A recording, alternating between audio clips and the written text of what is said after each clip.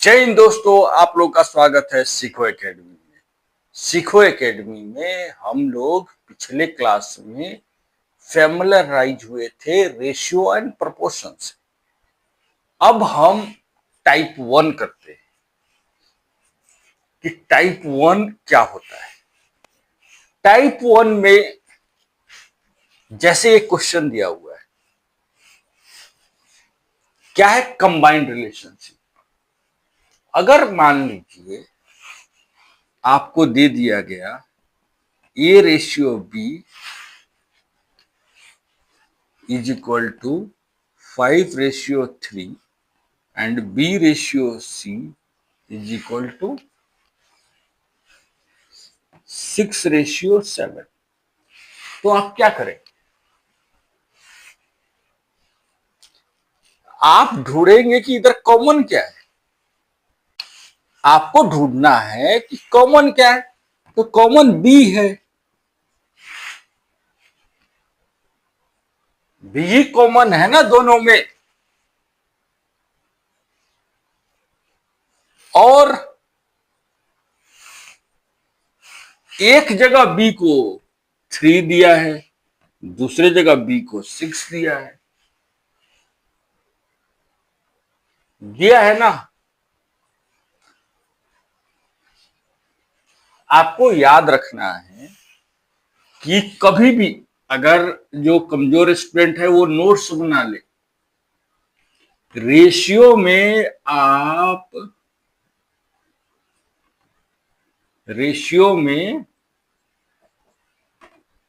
Multiply या divide कर सकते हैं।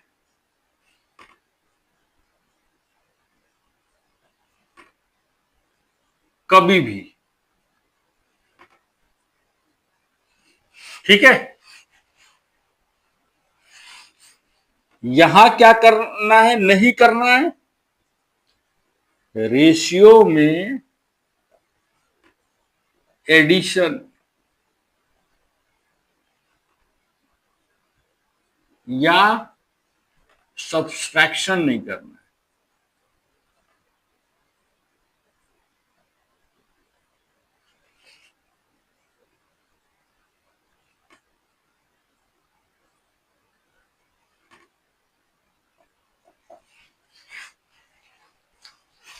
इसमें ऐड, जोड़ और घटाओ नहीं करेंगे,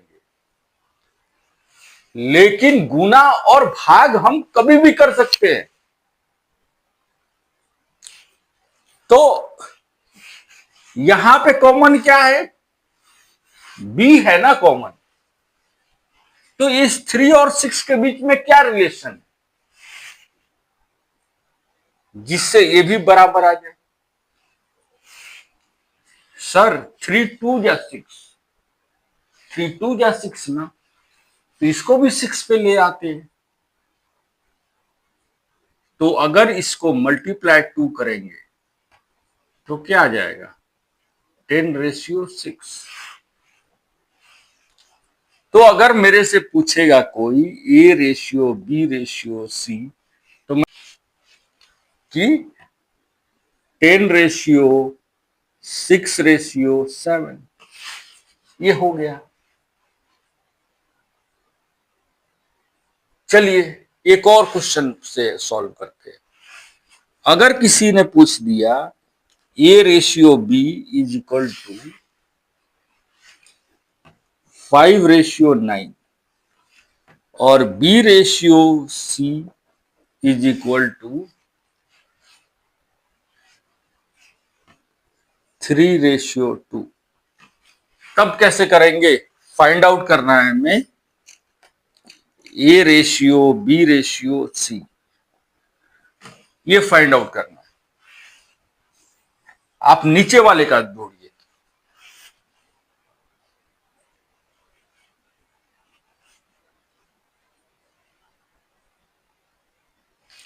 सेम कॉमन क्या है, बी। बी का वैल्यू इधर क्या है 9, इधर क्या है 3। 9 बड़ा है। 9 कितने गुना है 3 से? 3 गुना है। तो ये 3 गुना है, तो इस 3 को भी तो 9 लाना पड़ेगा। तो इसको हम 3 से मल्टीप्लाई कर देंगे, तो 9:6 आ गया। तो आपका ए रेशियो जो बी है वो डायरेक्ट आ जाएगा 5:9:6। ऐसे करके आ गया। इधर एक हम कॉन्सेप्ट सीखते हैं, जिसको एक कॉन्सेप्ट सीखते हैं, एक और सवाल लेते हैं और एक कॉन्सेप्ट सीखते हैं जो बहुत लोग यूज करते हैं। अगर A ratio B is equal to 5:3 और B ratio C is equal to 4:7 दे दिया, अब क्या करेंगे? आपको सेम चीज ढूंढना है, ए रेशियो बी रेशियो सी।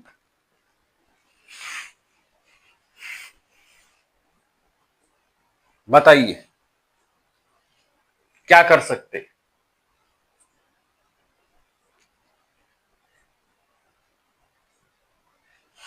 एक कॉन्सेप्ट को बोला जाता है, एक कॉन्सेप्ट है जिसको बोला जाता है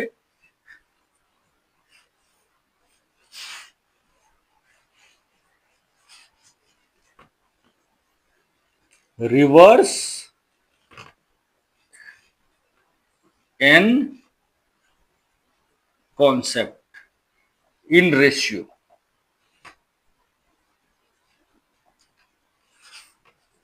ठीक है, एन हम ऐसे लिखते हैं, इधर हम एन को उल्टा कर देंगे। अब आप इधर देखिए, कॉमन क्या है? बी है, बी कॉमन है ना। इधर बी का वैल्यू क्या है? 3 है, इधर क्या है? 4 है। दोनों में कोई रिलेशन है? सर 3 से के टेबल में तो 4 आता ही नहीं है, और 4 के टेबल में कभी 3 आता नहीं है। तो उस वक्त हम ये कॉन्सेप्ट यूज कर सकते हैं, reverse N. Reverse N concept का मतलब क्या हुआ कि इसको हमें, ये जो दिया है 5:3, इसको हम 4 से मल्टीप्लाई कर देंगे, और 4:7 दिया है इसको 3 से मल्टीप्लाई कर देंगे, तो हमें आंसर मिल जाएगा। अगर आप करेंगे तो क्या आएगा? 5 4 जा 20, 20:12, और 3 4 जा 12, 12:21। यही आया ना, और बीच वाला कॉमन। अब हम एन, रिवर्स एन से हम डायरेक्टली लिख रहे हैं। 5 से कहां जा रहा है? 4 पे, तो 5 4 जा कितना हुआ? 20। 4 से कितना जा रहा है? 3 के पास, तो क्या हुआ? 12। और 3 से कहां जा रहा है? 7 के पास, तो 3 7 जा 21। यही आया ना। यहां भी एक कॉमन है, तो क्या होगा? 20:12:21। यही आएगा ना।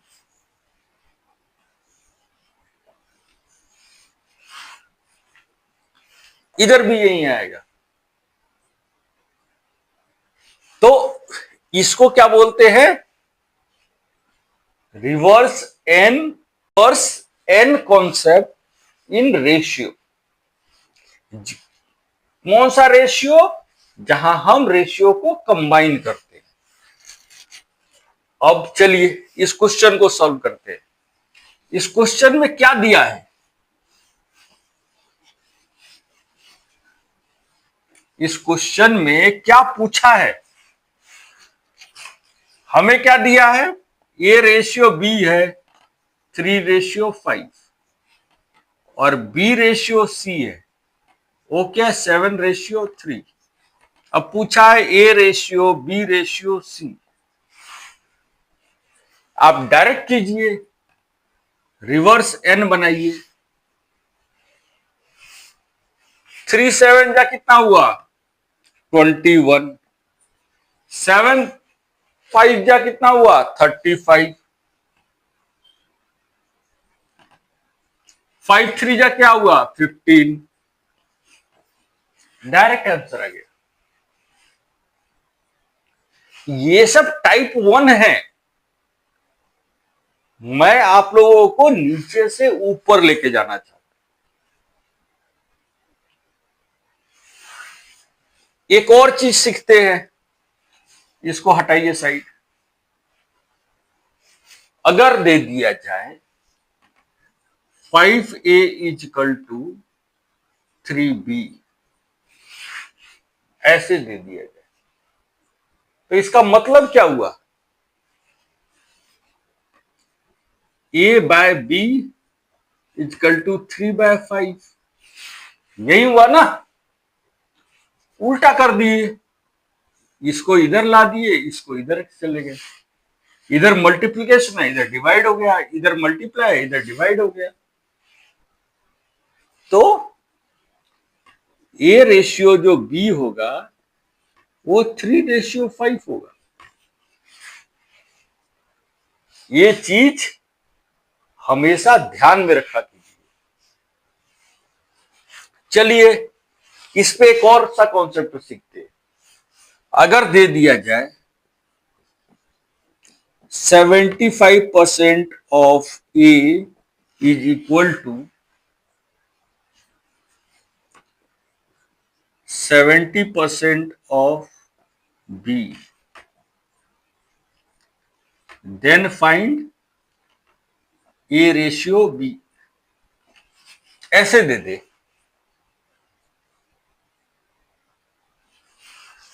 तो आपको तो मालूम है डायरेक्टली परसेंटेज परसेंटेज कट हो गए, बचा कितना 75 और 70, यही बचा ना। ऑफ का मतलब क्या होता है मल्टीप्लाई ना, पढ़े हम बोर्ड मास में। अगर 75 और 70 में क्या रिलेशन है, ये सब 5 का मल्टीपल में, तो काट कर दीजिए ना। 15 5 का क्या होता है, तो ये 15 से 14 5 का क्या होता है 70, कट हो गया। तो ये क्या हुआ 15a = 14b, तो a/b क्या हुआ 14/15, तो a रेशियो b क्या हुआ 14:15, यही हुआ ना। आप डायरेक्ट सॉल्व कर सकते हैं, कुछ भी दिमाग लगाने की जरूरत नहीं। आप लोग सोचते हैं कि ये सब सर एग्जाम में थोड़ी आता है, एग्जाम में नहीं आता है, लेकिन अर्थमेटिक में आपको ये सब चीजें आती है। और रेशियो और प्रोपोर्शन जो पहला टॉपिक मैंने सेलेक्ट किया है, क्योंकि हर चीज में आपको रेशियो और प्रोपोर्शन का यूज करना पड़ सकता है, इसलिए यह बहुत इंपॉर्टेंट है। ठीक है, तो मैं समझता हूं अगर ऐसे दे दिया जाए तो हम डायरेक्ट सॉल्व कर सकते हैं। अब इस सवाल पे आते हैं, आपको सॉल्व करना है, कीजिए।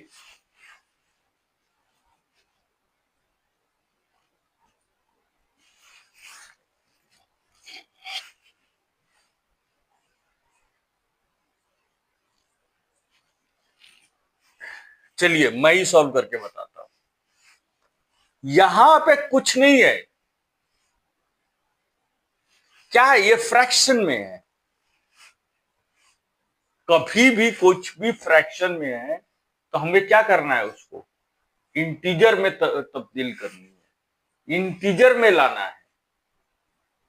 ठीक है, इंटीजर में लाना है। जब हम इंटीजर में लाएंगे तो क्या करेंगे, ए बाय बी, 1/3, 2/5, यही है ना। क्या होगा, 3 नीचे आएगा, 5 ऊपर चला जाएगा, तो 1 × 5, 3 × 2, क्या हो गया, 5/6, यही हुआ ना। वैसे ही इसको भी कर लीजिए, B/C क्या है, 2/3/3/7, इसको लेके आइएगा, 3 नीचे आ जाएगा, 7 ऊपर चला जाएगा, क्या होगा, 2 × 7/3 × 3, क्या हुआ, 14/9। कॉमन क्या है, B और C, यही कॉमन है ना। B का वैल्यू क्या है, 6 है, इधर क्या है, 9 है।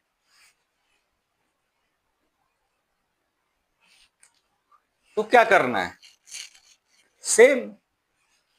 तो इधर लिखिए A/B = 5/6 और B/C = 14/9। रिवर्स एन बनाइए, रिवर्स एन बनाएंगे तो A/B/C क्या आएगा, 5/4, 14/5 क्या होता है, 70, 70 रेशियो 14/6 कितना होता है, 84, और 6/9 कितना होता है, 54। क्या ये तीनों 2 से कट सकता है, जी हाँ कट सकता है, कट कर दीजिए, 35/42/27, ये आपका रेशियो आ गया। केवल यहां पे नजरिए का अंतर है। हम पहले सिंपल करते थे, उसको हमने क्या किया, कन्वर्ट कर दिया फ्रैक्शन में।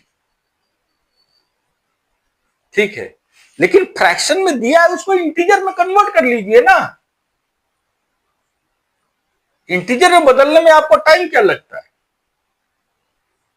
इंटीजर में करके सॉल्व कर लीजिए, सेम है, अलग है। और इसी बात पे लाइक कर दीजिए। मुझे लग रहा है कि इस कॉन्सेप्ट में आप लोग कंफ्यूज हो रहे हैं। चलिए मैं एक दूसरे तरीके से आपको सिखाता हूं। आप मानिए कि ए और बी और सी 3 दोस्त है, और वो कहां जाते हैं, मेला देखने जा रहे हैं। कहां गए, मेला देखने गए। तो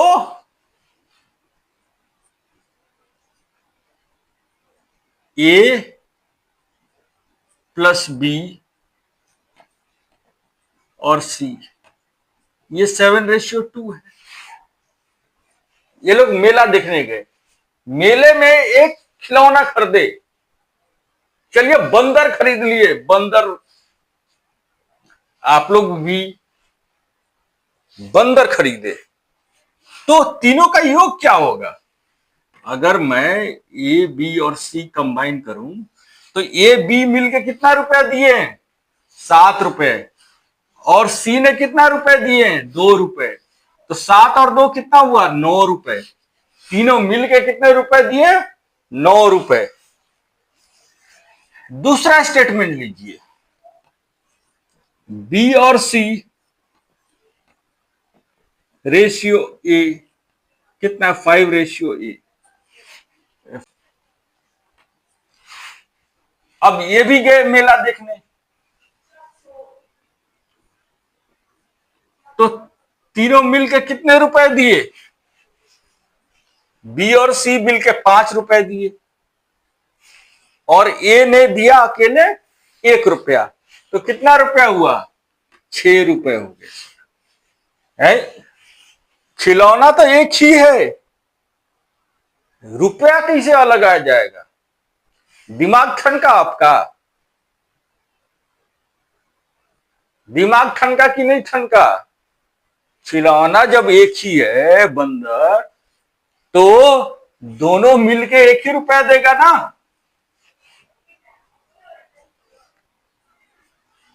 तो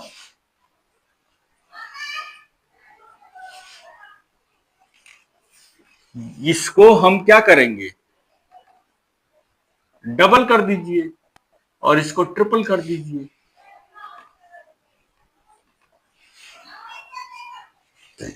हम डबल ट्रिपल कर दिए, तो ये कितना हो गया? ये 18 हो गया, ये भी 18 हो गया, 18 हो गया ना। तो यहां पे भी आपको डबल करना पड़ेगा और यहां पर भी आपको ट्रिपल करना पड़ेगा। तो ये क्या हो गया? 14:4, और ये क्या हुआ? 15:3। तो सी का वैल्यू क्या है? सी है 4 के बराबर। ए कितने के बराबर है? 3 के बराबर है। तो बी कितने के? सी और ए अगर 7 के बराबर है, टोटल 18 रुपया हमने दिए हैं बंदर खरीदने के लिए, तो बी के हो जाएगा 11 के बराबर। तो A ratio B ratio C क्या आएगा? 3:4:11। डायरेक्ट आंसर आ जाएगा।